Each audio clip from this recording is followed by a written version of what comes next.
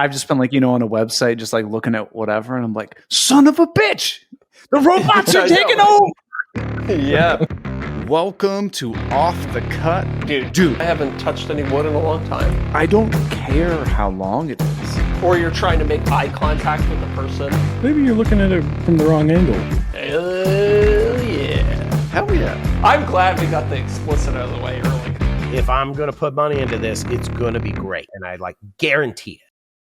Sorry, I have to get really close to my computer screen for the next few minutes. Welcome to Off the Cut episode 160 for Tuesday, April 15th, 2025. That's tax day. I'll join you. We'll address this after the ad read. Well, speaking of taxes, one guy who is, habitually avoided paying taxes for about 40 years now. I know. Pretty crazy. He's getting away with it for so long. There's our buddy Jonathan Katz-Moses over at kmtools.com. That's because he says taxes are for woodworkers by woodworkers. That's right. I think that might actually be the slogan of his tool company, kmtools.com.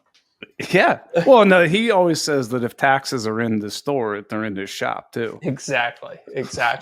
And every single purchase goes to support the Katz-Moses Tax Evasion Society. Yeah. And also the Katz-Moses Woodworkers with Disabilities Fund, which gets tools and resources into the hands of folks who need it most. That's right. Do you think he's going to pay us for this one because we butchered it so badly? I would say so. I think he'd be well within his right to be like, guys, I'm knocking $50 off for this quarter's payment. He's like, my attorney is going to be speaking to you if you're outing my tax evasion. Yeah. Technically that's slander. Slander. It's slander. Well, if we write it down, it's libel. True. Are the transcriptions anywhere for this show? Maybe we technically have. Well, I think Spotify transcribes the podcast, huh? There we go. Yeah, so we have libeled him. Because the anchor of this show, the reason people are here, Derek started uploading the podcast on Spotify as a video. Visually. So not only can we assault your ears, but we can assault your eyes now too. Yeah, that's right. Hey, if you want to get it... If you want to get your eyes assaulted. I was just about to say, and I was like, no, we're not going to say that, Mom. If you want to get a $50 gift card to kmtools.com, all that you have to do is go over to patreon.com/offcutpodcast, sign up for any tier level, and the first episode of every month, we give away $50 of Jonathan's money. Mm-hmm. And the other thing we do on Patreon is do our monthly BYOC, or Bring Your Own Camera call, which is basically just a web video call with our our hangout with our top tier diamond dogs. That's right, and that's tonight, baby. So no after show. So if you go to Patreon looking for the after show tonight, there's not one. It's BYOC tonight, baby. But after show will be back next week. Maybe we'll get some new faces at the BYOC tonight. We'll see, huh? Ooh, hey, we might. Yeah. Oh, speaking of taxes, I spent all day working on my taxes. Okay. I tell you this every year.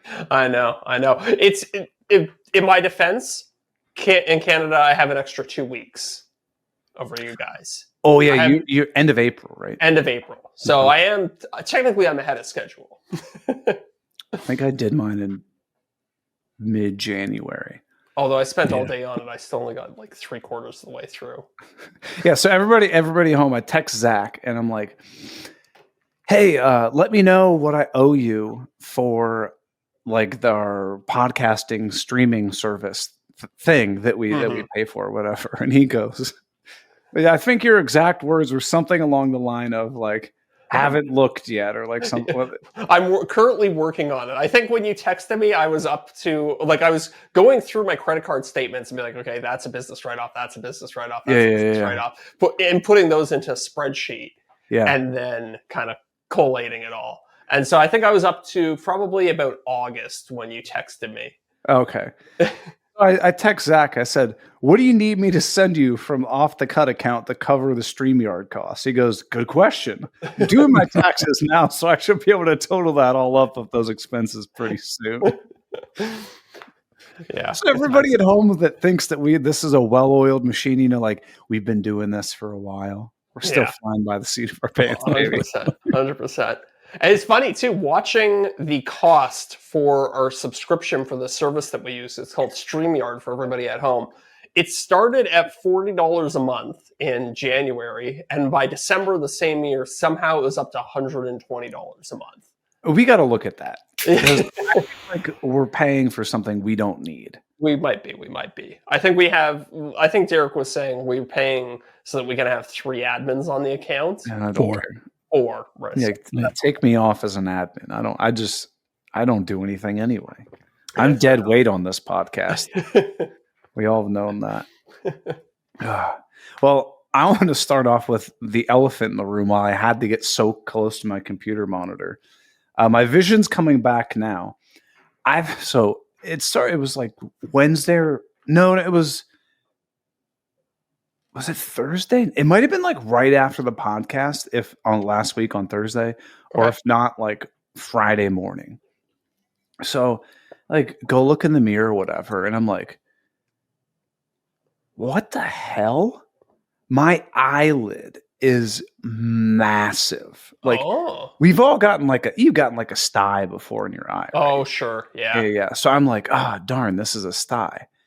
But dude, the entire eyelid, not just like one part, the entire eyelid is like super swollen. And as time goes on, it's getting more and more swollen. The point where like my eyes closed. Yeah. Oh. So were you playing my favorite game of how long should I hold out before going to a doctor about this? You better believe it. It'll go away on its own. And then like 2 days later, it's still getting worse. You're like, damn, it might not go away on its own. Yeah. So whatever, I wake up the next morning or whatever. And I wake up and I'm like, I'm only using one eye right now. Like, what the hell? And so I try to open my other eye.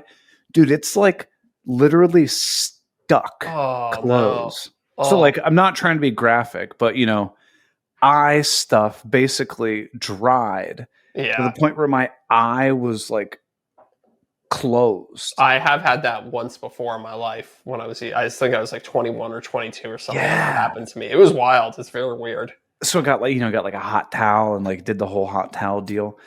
And like, dude, it was getting worse. Like my eyes were just like bright red and bloodshot. And I'm like, I got to record some like video stuff and I'm going to look like I am messed up.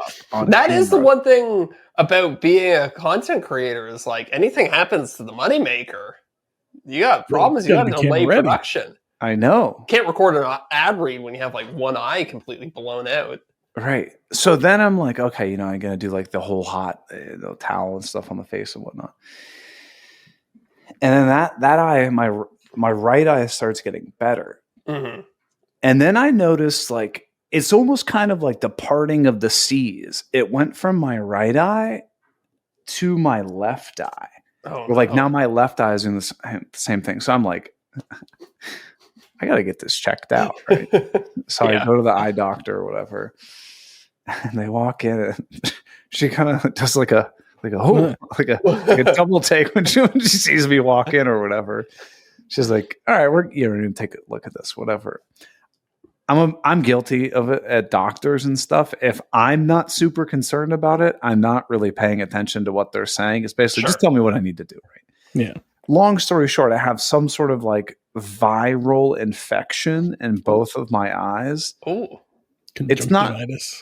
No, it's not that one. It's not. Okay. She's like, this. It's a really uncommon one, but it's not contagious or anything. But yeah, dude, for the past like 2 days, I've been like struggling to open my eyes at all. So I got these eye drops, and the bummer with them is I put them in, and it's like putting like milk in your eyes. Like the first 5 minutes, I can't see anything. So I had to get like 6 inches away from my computer screen to read the notes for this episode. But I can see now. Okay. I'm good now. Okay. I'm good now. But how do you think you got it? Did somebody cough in your eye or something? I don't know. Somebody use your pillow as a seat. Yeah, Like maybe a somebody's big been bag of farting chili? on your pillow. Somebody farted in my eyes or something. Yeah, you know, Yeah. that's actually a common myth that is how pink eye can start, but it's not the most common cause. What's the most common cause? I don't know. Uh, I figured you were going to ask, but yeah, the doctor started telling you that part of the story because you weren't concerned. You just tuned it right out. well, basically, as soon as she was just like, "Oh, we just got some like steroid anti whatever eye drops," I was like, "All right, when can I pick them up?" Her voice just from then on was just the Charlie Brown teacher voice. Yeah, yeah. I'm probably not a great person to be like a doctor's patient. Yeah, it's funny. When it comes to my own medical care, I'm the same way. But I was like at the vet getting some stuff for my dog, and like You're glued to it. I'm glued to it, like every little detail. Yeah. Like, okay, yep, okay, that's a possible reaction to this medication. Okay, once a day for 10 minutes. Okay, got it. Yeah, same time every day. It's like every little detail is like perfect. But for myself, it's like, screw it. It'll be fine. My general consensus is a phrase I like to use, probably overuse, is by and large, at my age, my body and my health will regress to the mean. So if I have an injury, you know, you go down, right? Over time, you'll just come back up, right? Yeah. If something's going super well, that's great. But over time, it'll come back down. You'll regress to the mean. Yeah. And does that mean shift over time? Sure, it does. But, you know, by and large, I'll be fine. Yeah. That's a Canadian healthcare mentality. Yeah, no kidding. I'll be fine. Wait 8 months to get to the doctor? I'll be Well, fine. I feel like, the American thing is like, it's like, okay, you don't want to go to the doctor because it's expensive. And then the Canadian thing is like, you don't want to go because it's going to be a massive time suck. Right. Yeah. Right. You'll be in there for 8 hours to have them just be exactly. like, oh, here's a 400 milligram tab of Advil. And you're like, oh. They haven't figured out online booking or anything yet? God, no. God, no. My doctor's hours are 10 a.m. to 2 p.m. and they take an hour and a half lunch in the middle of the day. Nice. Oh my God, that's got to be nice. Nice. Yeah. And you can't leave a message to book an appointment. So you have to get them on the line within that very small window. And there's no other way to book an appointment. And then you call them and they're like, Dr. So-and-so's office, please hold. And you're like, no. Yeah, 100%. But what have you guys been up to? What's been going on in your world? The aforementioned taxes. Yeah. Oh, I know. Yeah. You feel like you've been spending like the last 5-6 days doing it? No, it was just today that I've really been working on it in earnest. And then the other days I was prepping. I had a video come out yesterday, actually. So I was, doing all the prep work for that. I was doing thumbnails. I was doing all the video description, all that fun stuff over the weekend. And I had a sponsorship by next video where the sponsor wanted the entire thing scripted out and they wanted to see what it was going to be like beforehand. Because it's one of those full-on dedicated video sponsorships. Got it. No, yeah. So, that's annoying. Yeah. But it's like it sucks because you're like, I gotta spend, a couple days writing this thing out. But then once you have it, you're like, this video is actually gonna be pretty easy to shoot because I already know all the main beats of it. I left some parts where I was like, I'm gonna have to there are gonna be challenges that I face. Or ad lib parts here. They're gonna be they wanted the bones, right? Yeah, I have the bones. Anytime I'm talking about their product, I have that part all worked out and the intro, the outro, the kind of the main beats of it. But then there's plenty of wiggle and flex in there because obviously there's gonna be things that crop up. Yeah. Well, let me ask you, secret sauce. Okay. Did you plan for these things to go wrong, or do you just know that things are going to come up? No, there's unknowns in my mind that I know. There's parts that I know that are going to be tricky that I'm not going to be able to, I don't know how to describe it without giving too much away about the video, but there's parts where I'm going to have to open up the product and custom wire things. And I don't really know how I'm going to do that until I actually get the things in my hand and start opening them up and tinkering around. So Yeah. I feel you. And there's a whole bunch of 3D printed parts. So I don't know what the design is going to look like. So I basically just said, explain the design, talk about challenges that I faced when designing the 3D printed parts, etc. Yeah. I dig it. Huh. Okay. Yeah. Are you allowed to talk about what this project is going to be? Or is it another game console? It is a game console, kind of. It's Okay. so the company that's sponsoring it is a fan company. They make fans, like for cooling people. PC fans. No, like household fans, like a tower fan that you might put in your living room. Does it start with a D? It does indeed. Okay. Yes. Yeah, I got you. So my plan is to harness the power of one of these room fans to cool a computer. Oh, that's neat. Yeah, so I'm going to 3D print like a little add-on that kind of clips onto the fan and siphons some of the airstream that's going through the fan already to cool this computer. And then you already have the fan in your living room, so it's going to power my entire like home theater setup. Yeah, it's always nice when somebody gets his big sponsorship, like Dwayne's fans from Detroit.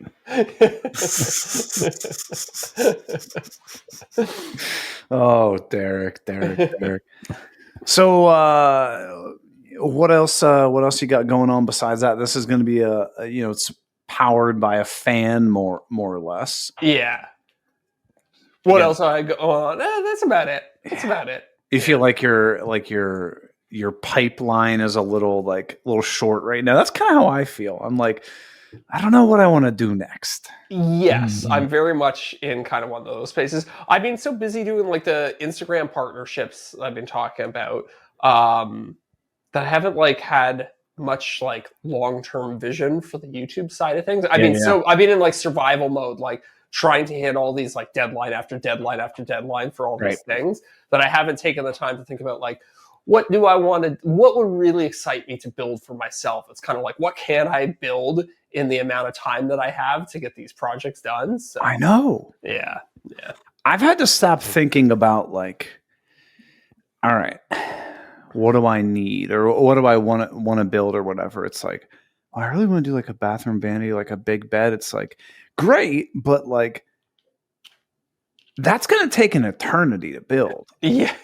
So like, I'm really trying to focus on like, how do I... What's something I can knock out in a week? Yeah. Or like just more things that can be like repeated and more sustainable and not such a time suck. Yeah. We've talked about like trying to find like a lower lift format for both of our channels. Like right? Exactly. Like the new video that you put out, the like modding my 3D printer thing. Like, let's be honest. Compared to you building an entire project, that was a much lighter lift. It was still a fantastic video. Like I got tons of interest. I was this is good information. It went very quick. I was like, oh, I kind of want more.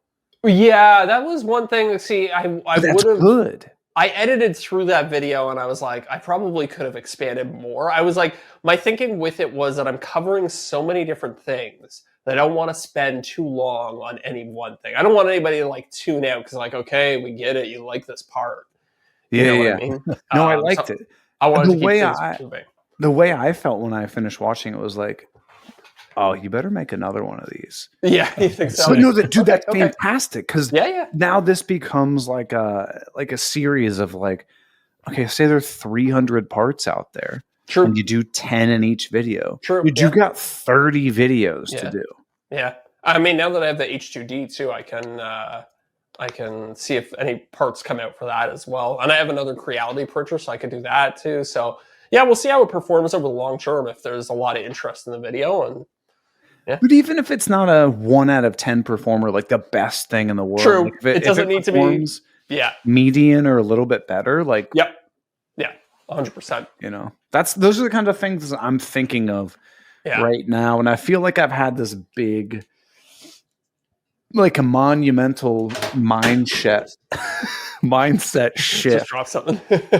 over the past few weeks. It's like, yes, making all these videos and stuff is fantastic, right? Mm-hmm.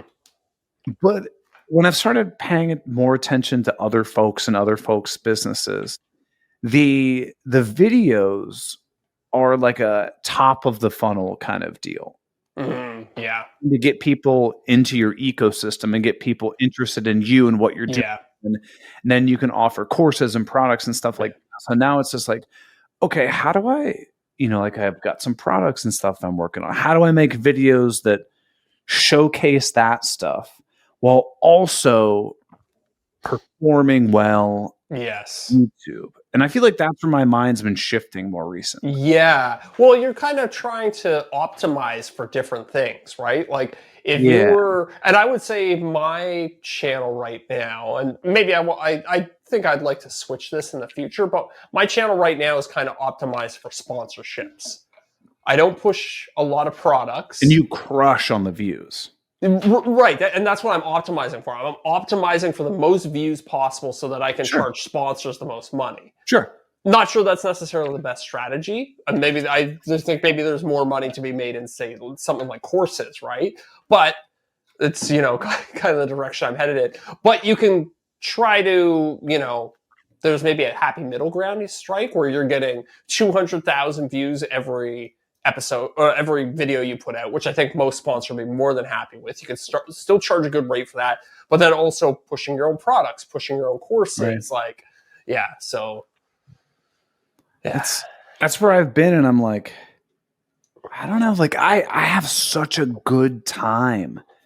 Like I have had a blast designing all this new stuff, and like on my website I've been trying to put out one new product every day just to like keep that thing going and like just have more things, because like we talked about with plans back in the day. Yeah. If you have one set of plans, it might sell a little bit, but when you have 50 sets of plans, it's doing much better. It's, instead of it being a one-off thing, you're like the plan guy. You're like, oh, I bet Eric has a set of plans for a flip-top cart. Sure. Or like, right? Like somebody might actually think like, oh, I kind of want to build a coffee table. Let me see if Eric has any plans for that. Yeah. Yeah. So you kind of develop a little bit of a rapport with your audience that way. But then it's so much fun to develop these products and stuff like that. But then you get caught in the, okay, well, I've spent the last 7 days developing products and I haven't started like brainstorming a new video idea or anything like that. And I'm like, it's like, it's hard to do it all.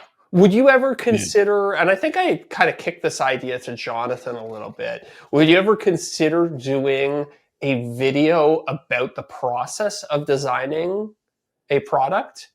Because then you have like a story. You're like, I realized that this thing sucked and I wanted to make it better. So that's your project there. So you kind of have the story worked out. And then the entire video almost like by accident is also plugged for that product. I was actually brainstorming that on the treadmill today. Mm-hmm. Usually when I go to the gym, I try to, disconnect and listen to music and not think about stuff, because it's my time to like turn my brain off or whatever. Yeah. Because I'm definitely a busy brain kind of guy, always brainstorming stuff. But I got to thinking, like, what if I do a video that's like 5 tools that everyone tells you to buy and what I did to fix them or something like that. You know what I mean? Yeah. So like that in and of itself, the whole video could be about you being like, okay, this certain product works really well, but here's something that really frustrates me, but I think I can fix that. Yeah. And like you go through that whole story, that whole process, and then you're like, by the way, this is available. Next one. Like, I fixed your 5 favorite tools or something like that. Yeah. And that becomes something where if it's successful, it then becomes repeatable. Yeah. Well, again, you could almost just look at a list of like, what are the top selling tools on Amazon, and then like design improvements for them. Right. And like, you basically work your way down the list and you got a video for like, you take top 5. Okay. There you take the top 6 to 10. Okay. Do that. Not only do you have video ideas, but you also have like unlimited product ideas too. Yeah, exactly. And it doesn't have to be anything groundbreaking. It can be as simple as a bit holder for your impact driver, because it doesn't come with one for whatever reason. Or think of our buddy Drew Witt that does on the track saws. He just does those little teeny tiny square covers to like help the dust collection. Like part costs them 75 cents to print. Yeah. And then you can go back and do compilation videos like I fixed all of Festool's best products or something like that. Yeah. So. I fixed the tools you forgot you had. Yeah, there you go. Yeah. But it's just like that becomes more sustainable than every week I'm going to build a new piece of furniture or whatever. Like, yeah. That is tough. Yes. You know what I mean? I don't think you can do every single week. And I'm talking to Jason from Bourbon Moth, like his videos to keep up with his schedule. He'll do a video without finishing a project. Right? Oh yeah. He'll be like, okay, like here's what the amount that I accomplished on this project today. Here's what I finished by Wednesday. Thursday I edit it, and Friday I go play golf. That's his schedule. Yes, exactly. Which is, I can't really wrap my head around. I think because honestly, I think I have a tenth of as much personality as he does. So he's kind of the driving force of his channel, right? Whereas I think with mine, it's kind of the projects more so. Yeah. So yeah. So I don't know. I could never wrap my head around doing like here's what I did so far on this game console project. Yeah. I don't know. Like yes and no. Yeah. Like if I watch one of your videos, I don't know a lot about tech, but I always enjoy them. I was like, oh, that was cool. I didn't know that. I don't really know what this part does, but that's cool.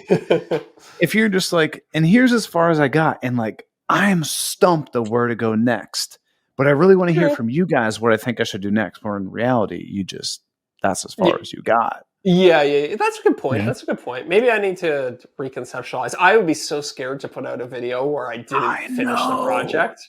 Take it back to the YouTube roots. Make it a true vlog. True. Weekly. Yeah. I mean, that would 100% be a lighter lift. But I worry that you would just have people who maybe they watch the first one, but they don't watch the second one. Right. Because I know to Keith about that, and Keith was like, "Oh, he's like, I will never do multi-part video series anymore." Right. Well, we know that you're better off from like a kind of a stats point of view to put out. I think one. Well, I don't know. I have a hunch. I don't know this for sure that a 60-minute video would perform better than 3 20-minute videos. I don't know. Yeah. I think also like you can't look at it like it's a project that you're breaking out into 3 separate videos. Mm-hmm. You have to almost transition from one project to another and have like where each video you're not only finishing one thing, but also leading into whatever's going on with the next one. Yeah. So that you have kind of a dialogue or a, overarching narrative going throughout all the videos. Like in that sense, it's kind of just like, it's a weekly vlog of like all the things I did that week. But I have a hard time conceptualizing, like, how do you create like a story arc to that, because you kind of have to know like, at least approximately where you're going to end up every week and stuff like that. Or maybe you don't. Maybe that's the magic of it. But that's kind of, I don't know. Sorry, go ahead. I think you would just be, spitballing, thinking out loud throughout the whole thing, basically. Yeah. This is where I want to go. This is my target. And then the fun is he going to get there? Yeah. And then whenever you don't, that's where you spin it or whatever. Yeah. Maybe like something like your Patreon or members only is kind of a good place to try some of that out. Yeah, try some. Just do like 5 or 10 minutes a week and kind of try it out and see how, just talking to camera or whatever. Yeah. I mean, it would make sense in like the simplest thing I can think of is, let's say you were redoing a kitchen. Mm-hmm. You do a video all about making the cabinets. Then you're like, and next week we're going to hit the drawers. Then you do a whole video about making the drawers. And next week you're going to do the doors. That would be like a natural delineation between a larger subset of a project, right? For sure. That I can wrap my head around. Because then you're like, you have this big project, but you're like breaking it up into pieces. And you can kind of think like, okay, what are the challenges of making drawers and stuff like that? But so what if you did like a video game console? You're like, all right, so the biggest things that we're going to need to tackle is the hardware, the software, and then like the like the outer case or I guess that's kind of similar. The aesthetics. The aesthetics. Yeah, yeah. But would somebody want to watch an entire video about how you design the outside of your Xbox? Right. I don't know. I don't know if I have enough to say there to fill out a full video. That's the thing. I don't think the issue is whether or not somebody wants to watch it. I think the issue becomes like, does the same person want to watch you design the case as build the thing as do the software? True. And because that's what you're focusing, you're gearing it towards, you're trying to aim it towards the same audience, but really those are three separate audiences. Yeah. One of the things I tried to, so I got a video coming out Saturday. Sorry, my eyes are bugging me. Just going to close my eyes for a minute. I got a video coming out Saturday. That's all. Jesus Lord. Uh-oh. There we go. Okay. Itchy? Yeah, I can't itch them though. Oh, so I just got to do like bird blinks. I got a video coming out Saturday that's about the laundry room thing. I know we had gone back and forth. Like, do I separate it into one big video? It's going to be like a 50-minute video because I couldn't figure out how I wanted to separate it into different things and stuff. And so one of the thoughts that I had, well, not really thought I had, but something I've seen a lot of different video creators do across different niches is lean into the YouTube chapters feature. And hear me out. Oh, okay. Every like 2-3 minutes, change what you're talking about. Yeah. So I do like a boom, like a black thing comes over the screen and tells you like drawer boxes. And then I just do like basically a small 2-3 minute long video about drawer boxes. Yeah. And then boom, black screen, change to something different. So I don't have to have the segue. I can just basically like start a new mini video inside the video. Mm-hmm. It's like an independent film. Yeah. Scenes. Yeah. And honestly, it made writing it and editing the video unbelievably easy. And I'm curious to see how it resonates, if it does well. Yeah. That's kind of what I did with the modding my 3D printer one. Like each one, and it's funny if you look at the video you watch with change clothes. Yeah, you can see it's basically like every time I'm talking about a new thing there, I usually I changed an outfit because it was a different day. It's a 19-minute video. I think I filmed it across 7 days or something like that. Because I would just like talk to the camera and then I'd film a bunch of B-roll and then I'd sit down and I'd edit it. I'd be like, okay, there's one day done. There's one mod, one product done. And it was, you're right. It was really easy to edit. And it was really less daunting. Be like, hey, Zach, go edit a 2-minute video as opposed to take all this and make a 25-minute video. Like, for some reason, editing 10 2-minute videos is way less daunting than editing one 20-minute video. And I don't know why. Something about breaking it up into chunks like that is much more manageable. Because you can picture and articulate what those 2 minutes are a lot cleaner and easier than you can 10 or Very 20. True. Very true. One of the things I noticed while watching your video, and this is like something that I do when I watch like any video, is I'm trying to ask myself how I'm feeling about this video right now. Truthfully, I'm not really paying attention that much to what you're saying, but rather the video as a whole. Yeah.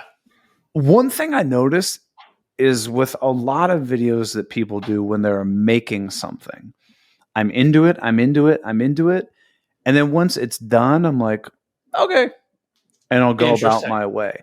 Yes. Whereas the way you structure that video where you're showing me one thing and then one thing and then one thing and one thing, I noticed I wanted more. Right. Yeah. That's and I don't know why. Do you have any thoughts behind that? No, but I mean, it's kind of passe. You don't see them too much anymore, but there was a reason like listicles and stuff like that were so popular on the internet. And you used to see these like top 10 videos and stuff like that. Like a countdown video. The countdown videos. And there's something about formatting. Like, even if I don't like number 6, I'm still curious to see what number 7 is. I think because maybe number 7 is great and it's worth hanging in there for. And people used to do that thing. They were like, here's 10 tips for your workshop. And trust me, you're going to want to see number 7 because it's a game changer. Yeah. You know what I mean? So I think there is some magic to that format where it's just like short thing, short thing, short thing, short thing. And you're like, okay, even if I'm not interested in this one, the next one might have something good for me. Like, I just noticed your video ended, and I was like, huh. I wish you had more mods for me. More mods, yeah. Which I think is good. I think that's fantastic for you. For some reason, I scripted out that video, and it was like, it's like 12 pages of text long or something like that. It's about 20, 25 minutes.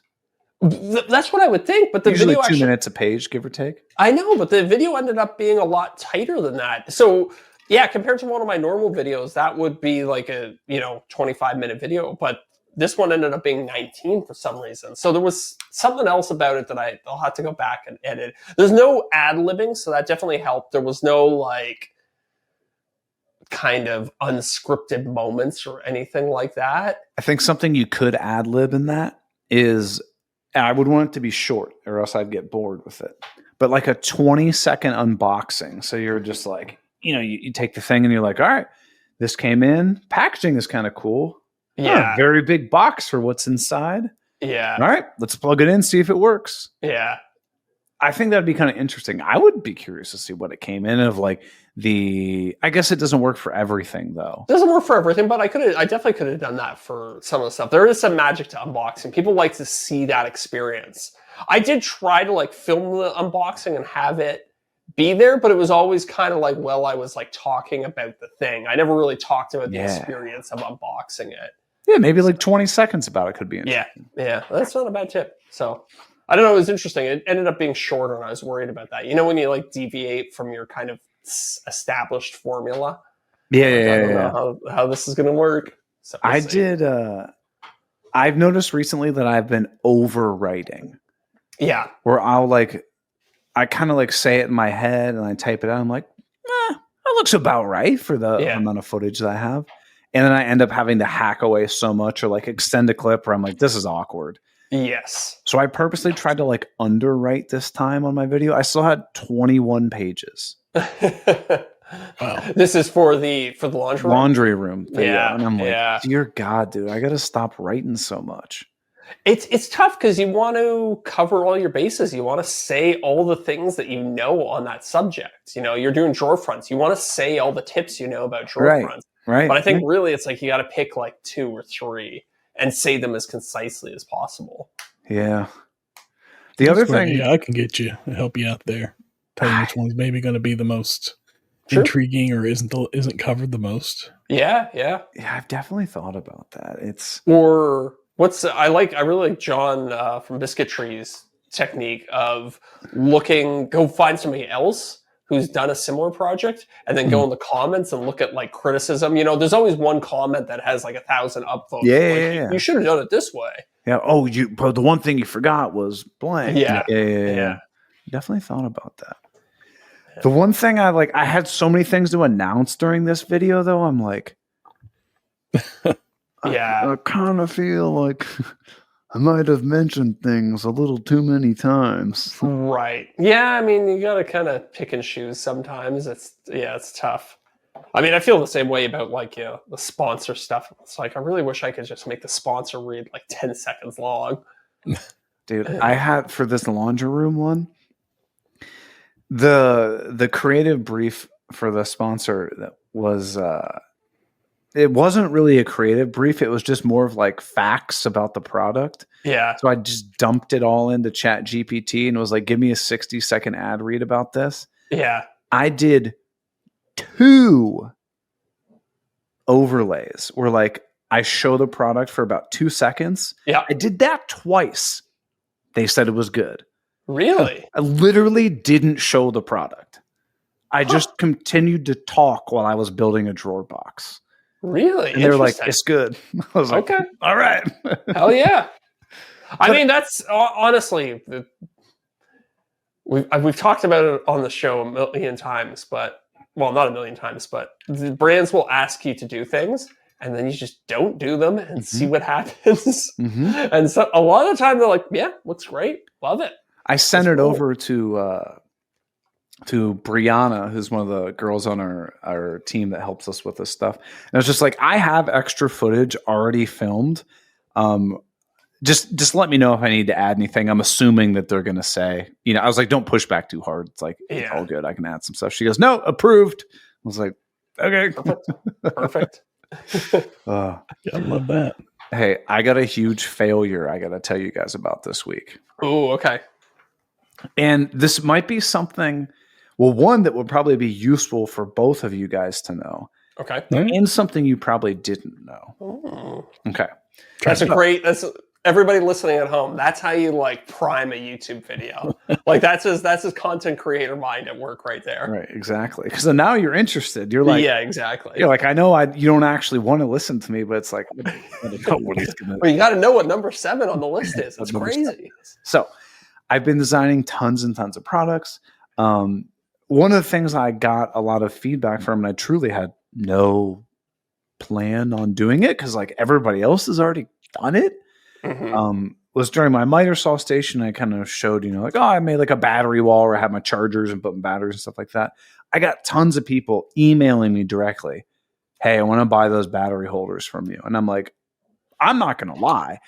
I just went on Maker World or whatever and just downloaded STL files and just printed them out. And people are like, I want to buy them from you. I was like, okay.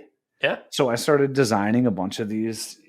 Here's a battery holder for the DeWalt battery or whatever. Right. Very cool. So you actually went and designed your own because. Yes. Who was it? I think it was Brad Rodriguez was saying that he found a design on Maker World or something like that. That you're allowed to just sell. You're allowed to sell, or he paid a licensing fee or something like that, and then he was allowed to resell it. Mm-hmm. So that's always an option too that might be worth exploring. But I mean, sometimes it's easier to just for something like that. How long did that take you to model? I don't know. It took you 4 or 5 prototypes. Not that bad. Yeah. But so one of my problems or complaints with a lot of these is that you put the battery in and it jiggles around like crazy. I'm like, I want it to be a good click. Yeah. Yeah. It gets in there, doesn't wobble and stuff. Yeah. So I was making it for one of the Festool batteries. And I was like, oh man, this is just effing flawless. Right. Yeah. So I printed about 60 of them, which took several days, right? Because I just, they're about the size of a finger. You can print them vertically, so you can get 1 million on the print bed, right? Okay. But you're going through a couple kilograms of filament, right? But it PET G or PLA? PET G. PET G, yeah. All right, so it's more slower. Yeah. Yeah. And so it's going to take a couple days to print several kilograms of filament, right? So I print them all out, and I'm like, hell yeah, I put them on my website. And for whatever reason, I thought, I should probably make sure all of my batteries fit in these. Uh-oh. So it's not. Oh, yeah. Dude, tolerances on power tool batteries are awful. Interesting. They just got to make contact. That's all. Yeah. Dude, I'm talking okay, this seems really small if you're thinking of woodworking and stuff.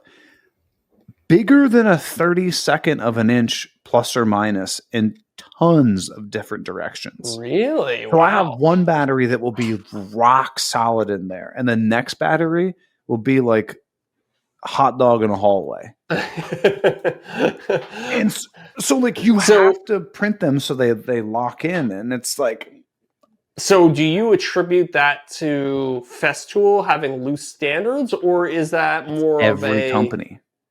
Yeah. I'm wondering if it's also so is that on the production end, or is that on it's being used and abused for 5 years, it gets dented up as you slide it in and out of tools, you're wearing away at the plastic. So that's what I thought. So I was like, okay, I'm going to grab my batteries that look most beat up, used, and abused, right? Yeah. Some of those were really loose. Some of those were really tight. And then I was like, okay, then I'm going to go grab some that look like, I probably got them maybe a few months ago or something like that. The same thing. So, word of caution to everybody out there if you're designing stuff, especially if you're going to be selling it to people. Luckily, I had not shipped any of them because I just kind of put them up on the website and I haven't really like announced them at all. Yeah. Dude, that could have been a nightmare. Have you had any returns yet on any of your 3D printed? Because no. How are you going to handle that? Because I'm thinking of myself. I would be tempted to just say like, treat it like a digital file. Like, don't bother sending it back. Here's your money back. Like, okay, I know we don't have a bajillion people listening to this, and if you listen to it and you pull one over on me, our listeners would never. Good for you. 100%. I was talking to Keith about this the other day. 100%. If anybody has any issue, just instant refund. Done. Yeah. Just refund. For 3D printer product, like, cost of goods probably somewhere between $5 and $10, something like that. I mean, the return postage was going to be more expensive than that. It's there's I forget the name of the author, but it was a really common author. It was real big in like the retire early thing. It's like Sean Ferris or something. Oh yeah, Ferris. Yeah, that sounds right. Something Ferris like Bueller's that. Day Off. Bueller. No, it was one of his things was like, if you can solve a problem for less than $20, just do it instantly. So if refunding it cost me less than $20, no questions asked. Hey, I'm so sorry, refunded. I'm going to send you out a new one. Yeah. Done. Yeah. But no, I haven't had anybody reach out. But it made me really worried because with the Craig thing, it's also interacting with another piece. True. And I was like, oh my God, what if there's a huge tolerance on that item? Yeah, I mean, this is one of the things you're going to have to kind of learn as a product designer. It's like, what is an acceptable tolerance limit for different types of products? I know. And I mean, you at some point, you're probably going to have to learn a painful lesson where you're like, oh, it's too tight on that or it's too loose on that. And then that's going to inform everything going forward. I mean, you've already learned one, not that painful really, because you didn't ship it cost me $75. Yeah. Right. I didn't ship it. I was so hard though to literally just take a whole box of these things and just dump them in the recycling bin. Well, which leads me to ask, when you 3D print stuff, do you recycle it? Depending on what it is, PLA and PETG, I think, are both recyclable. Yeah. The carbon fiber stuff, I'm assuming, is not. That's my assumption too. That goes in the garbage. Yeah. Unfortunately, although that stuff's so expensive to print with, a lot of the time I'm pretty careful. There's not a lot of waste. Usually, I'll do all my prototyping in PLA, and just because you can bang it out. Exactly. You get it done quick. You're like, okay, this is good. It fits my dimensions. Now I'm going to print it into good material. Do you go and print just finished. Do you go and just buy like bottom of the barrel PLA to just bang through for prototyping stuff? Oh, yeah, sometimes. I buy the cheap stuff, definitely. If I know, like when I was making my server, every time I printed it was like 1 kilogram. And I was like, I'm not going to buy the nice filament for that. I'll just go buy like the bottom of, what's stuff. The last little 20% of all my spools is for. And just it's true. You can do that too. Yeah. What's your go-to garbage filament to buy when you're just banging things out? What is it? It's the Elegoo Rapid PLA, I think. So how much is it for a kilogram? Like $12? 22 Canadian. So yeah, probably like something like $16 American, $15 American. So the Bambu stuff is actually a pretty decent deal. If you get, if you get 4 rolls, and you can hit sales spool sometimes without the spools. So sometimes the Bambu stuff, it'll be like $13 a roll. I was like, I ain't bad. Is it that cheap on the American store? I don't know. Oh, my keyboard's not working, so I can't pull up the Canadian store. It's not, or even less if you get like a bunch of them. You could almost get it down to like around like 11, I think. Really? Is it that cheap? Damn. If it's a good enough sale. Yeah. I just bought like 40 rolls of filament. And I will say that, like the Elegoo stuff, I've ordered it. So actually, you know what the other reason I get it is because it's from Amazon, so I can get it next day. Oh, that's true. Which is kind of a game changer because we know sometimes the Bambu store can take a week to deliver. So if you need something right away. But then the other thing is I've been using it for so long. It is like, the cheapest stuff on Amazon, but it's also is always printed well for me. I have a custom profile where I've like tuned the settings for it. That's what I was going to ask. Yeah. So that's the only bummer, though, is you can't put that in the AMS and it like auto detect what it is. You have to go in and say, hey, in AMS slot 1, I have this custom thingy, whatever. Oh, Derek, you look excited. What did I miss? There is a little bit of a hack to this. I've discovered at least for like blacks and whites and a couple other colors. There's a brand you can get on Amazon that's a refillable. It goes onto the spool, the same spool that you use for Bambu Labs. It's got the little notch and everything.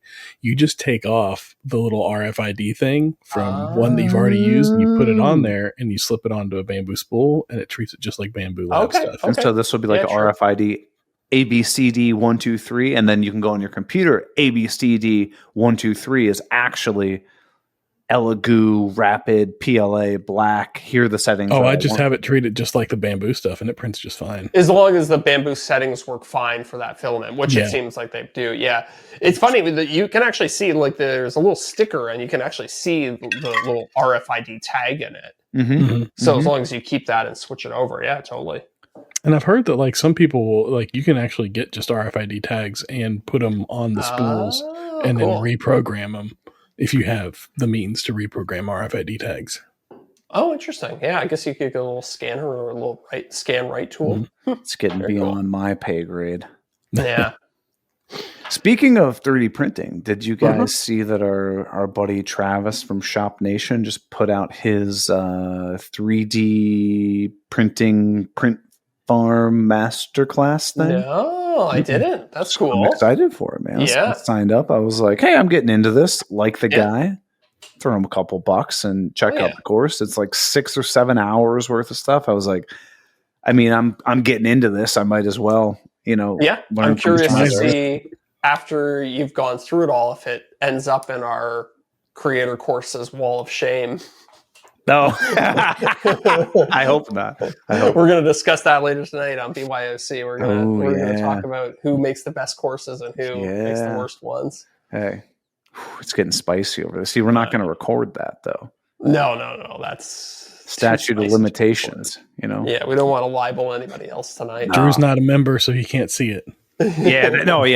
We don't have to worry about Drew Witt's awful courses. I don't think he has a course, does he?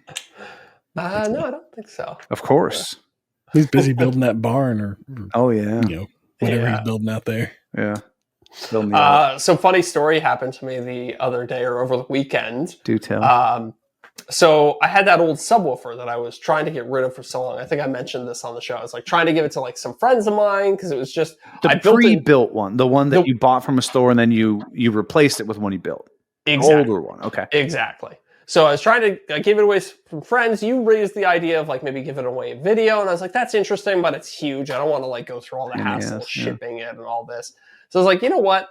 I just put it up on Facebook Marketplace. I said, look, it is this model of subwoofer, and I've just put a new shell around it. Okay. So I'm selling it for half the cost of what a normal one's like $300, I think. I put it up for $100.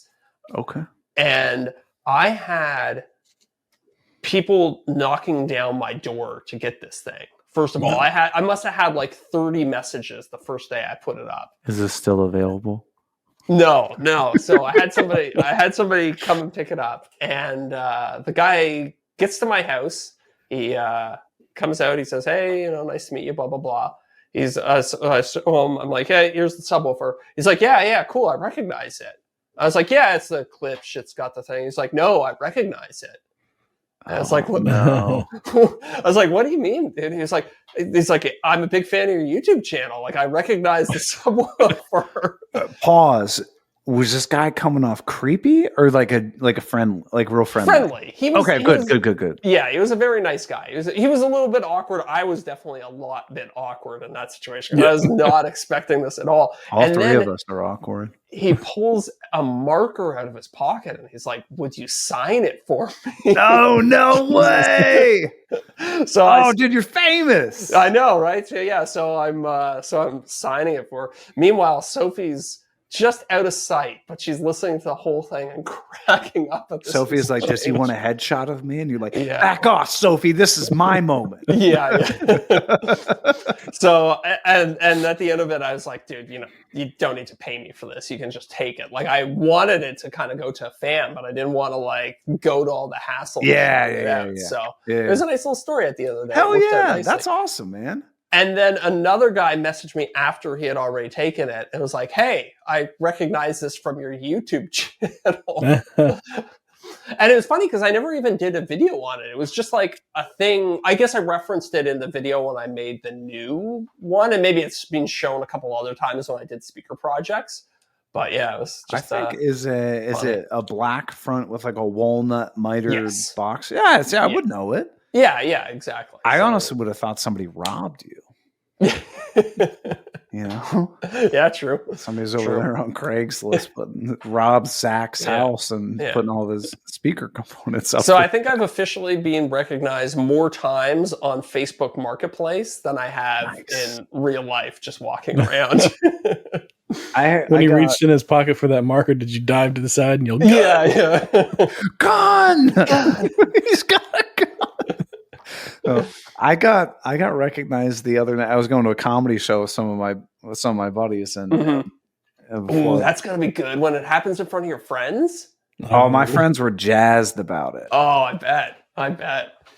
It was funny because the guy comes up to me, he just kind of stares at me, and then he points. I swear to God, this is the interaction. He stumbles up to me, stares at me, and points. Kind of gives me like a squinted eye. He goes, "YouTube?"